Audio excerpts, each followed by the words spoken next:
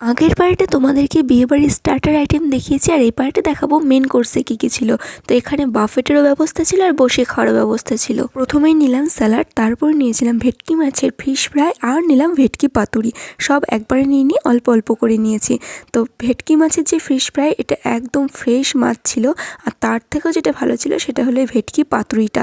এটা অসাধারণ ছিল, যার জন্য পরে আমি আবার 2 পিস নিয়েছিলাম। এগুলো নিয়ে সোজা চলে গেলাম মাটনের জায়গায়। তো সেখান থেকে মাটন অল্প করে নিয়ে আর তার সাথে নিয়েছিলাম পোলাও।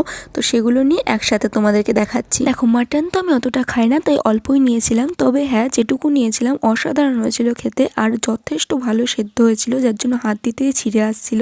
একদম নরম তুলতুলে মাংস। তারপর আবার ভেটকি পাতুরি খেয়ে সোজা চলে গেলাম ডেজার্টের জায়গায়। সেখান থেকে আমের চাটনি, পাঁপড় আর সন্দেশ নিয়ে মিষ্টিটা অ্যাভয়েড করেছিলাম। তারপরে পান আর আইসক্রিম খেয়ে চলে এলাম বাড়ি। কেমন লাগলো অবশ্যই জানিও।